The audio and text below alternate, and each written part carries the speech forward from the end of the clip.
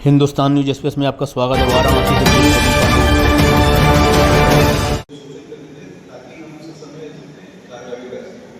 से दुनिया का नजर वाराणसी में हमें एक दूसरे का व्यवस्था बना के देना है। पूरा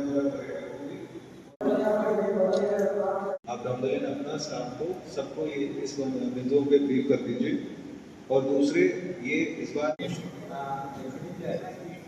यहाँ बोर्डिंग रखा हो बता देते किसी भी सूरत में उस दिन मैं कोई नशे की हालत में बोर्ड पे किसी को ना करेगा। किस तरह का बैठक आज सफल हुई है? ये आगामी देव दिवाली को दृष्टिगत रखते हुए आज नाविक बंधुओं के साथ एक मीटिंग हुई थी, जिसमें एसीपी जल पुलिस, एसीपी दशाश्वमेध और जल पुलिस और एनडीआरएफ के साथ आज मीटिंग हुई है, जिसमें ये सभी नाविकों के साथ प्रतिभाग किया गया था। इनको देव दिवाली के दृष्टिगत रखते हुए कुछ महत्वपूर्ण सुरक्षा को लेकर कुछ बिंदुओं पे डिस्कशन हुई है। विशेष रूप से ये ओवर कैपेसिटी से ज़्यादा बोर्ड ना कराया जाए, और जो भी नाविकों हैं उनको ये ब्रीफ किया गया है कि किसी भी नाविक ये नशे के हालत में बोट नहीं चलाएंगे और नाबालिग बच्चों बोट ना चलाएंगे। और साथ ही साथ इनको डायरेक्शन ये दिया गया है कि ये छोटे चप्पू नाव है वो देव दिवाली के दिन चलाना है, और साथ ही साथ मछली मारने वाले जो बोट है उसको भी श्रद्धालुओं को घुमाने के लिए यूज़ ना किया जाए। और ये भी डिसाइड हुआ कि ये जो टाइम लिमिट है, टाइम लिमिट का 100% अनुपालन करें। और इसके अतिरिक्त इनको सबको ये निर्देशित भी किया है कि ये देव दिवाली से पहले जितने भी जो मोटर्स हैं, बोट्स हैं, वो सारे मोटर्स को ठीक कराएं ताकि कहीं कोई पोल्यूशन का कंप्लेंट्स ना हो। और इसके अतिरिक्त सुरक्षा व्यवस्था सुनिश्चित करने के लिए इन सबको ये भी ब्रीफ किया है कि सभी का निगरानी ड्रोन के माध्यम से भी किया जाएगा। और साथ ही साथ इनसे अनुरोध किया गया कि सभी श्रद्धालुओं से अनुरोध करें कि और ये इंश्योर करें, सुनिश्चित करें कि सभी लोग लाइफ जैकेट पहन के ही बोटिंग में आए हैं। सर, क्या टाइमिंग वगैरह इनको बोट वालों को दिया गया है?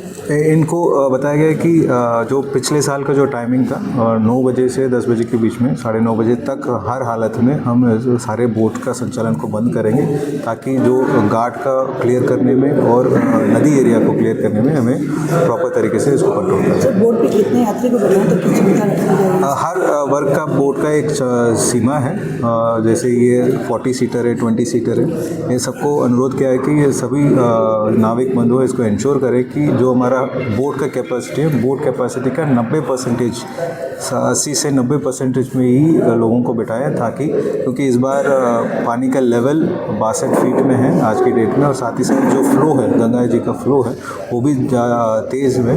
सो इसमें कहीं कोई एक्सीडेंट की संभावना ना हो, इसको सुनिश्चित करने के लिए कैपेसिटी से कम लोड करने के लिए सबको निर्देशित किया गया। साथ ही साथ इस बार लेन का भी व्यवस्था किया गया है। ये आने जाने के लिए अलग अलग लेन रहेगा, ताकि ये आपस में कोई बोटों के बीच में टकराव ना हो। सर, बाहर से भी गाड़ियाँ जो बोट आ रहे हैं तो चंदौली से, और उसके लिए क्या? जैसे पिछली बार व्यवस्था किया गया था कि ये बलुआ घाट, चंदौली साइड और चुनार और प्रयागराज की तरफ से जो गाड़ियाँ आ रही हैं, जो बोट्स वगैरह आ रही हैं, उनको कट ऑफ करने के लिए दोनों तरफ से हम कट ऑफ लाइन लगाएंगे।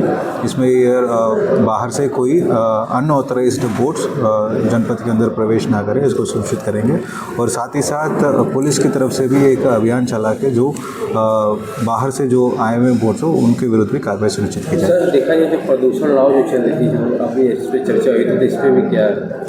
इन सब नाविक समाज बंधुओं से अनुरोध किया गया कि अभी 5 तारीख से पहले अपना बोट और मोटर्स को ठीक कराएं, ताकि कहीं कोई पोल्यूशंस इत्यादि का कोई कंप्लेंट्स ना हो। और साथ ही साथ सबसे ये अनुरोध भी किया गया है कि बोट का स्पीड को सेफ लेवल में रखें, ताकि बोट का कंट्रोल प्रॉपर तरीके से कर पाए। अपना नाम पर्ची बता दीजिए। मेरा नाम सत्यनारायण साहनी तन्ना मंडल। आज ये किस तरह का बैठक यहाँ पर हुआ है? बैठक आज प्रशासन द्वारा किया गया है, जिसमें जल पुलिस और मुख्य रूप से टी सरमन सर थे, और वो कार्तिक पूर्णिमा को लेकर बैठक हुआ है। कार्तिक पूर्णिमा में भरी भांति हर साल इसी तरह मीटिंग, हम लोग का छोटा मीटिंग होते बड़ी मीटिंग होती है, तो उसमें गाइडलाइन किया जाता है कि बोट का संचालन कैसे किया जाए। तो बोट का संचालन के लिए कुछ चीज़ हम लोग बताते हैं, कुछ प्रशासन की तरफ से गाइडलाइन आता है। तो गाइडलाइन में हम लोग ने बताया कि जो मछली मारने वाली बोट आपकी बलुआ घाट के साइड से आती है और इधर आपका रामनगर पुल के उधर से चुनार के साइड से। तो ये मछली मारने वाली बोट जब गंगा जी में मेन बनारस में जब चलने लगती है तो दुर्घटना होने का संभावना बनता है। तो इसका हम लोग ने गाइडलाइन किया और हम लोग अपने तरफ से सर को बताया कि लाइफ जैकेट और उसके बीच में लाइफ जैकेट, टार्च, रस्सी, तमाम चीज हम लोग रखे रहेंगे और छोटी बोट की, चप्पू वाली बोट की संचालन बंद रहेगी और बड़ी बोट जो रहेगी वही सब सारी बोट चलेगी। और भी 3 तारीख को मीटिंग रखा गया है, उसमें जो गाइडलाइन प्रशासन द्वारा जो हम लोग को कहा जाएगा हम लोग वैसे चलाएंगे। और जो हम लोग के समाज के जो प्रतिनिधि लोग हैं वो हम लोग बैठ के अभी बात करेंगे कैसे क्या करना है, फिर उसके बाद टाइमिंग वगैरह भी आप लोगों को दिया? टाइमिंग का हम लोग को बोला गया है कि 9 बजे के अंदर तक हम लोग को बोट का संचालन करना है। तो 9 से लेकर 10 के बीच में जो 9 बजे बोट चलती है, जैसे जिस घाट पे रहती है दूसरे घाट पे जाने में उसमें आधा घंटा पौन घंटा लगता है। तो इस चीज़ के लिए भी बताया गया। हम लोग बोले ठीक है सर 10 बजे तक के अंदर में हम लोग को बोट का संचालन करना है। ठीक।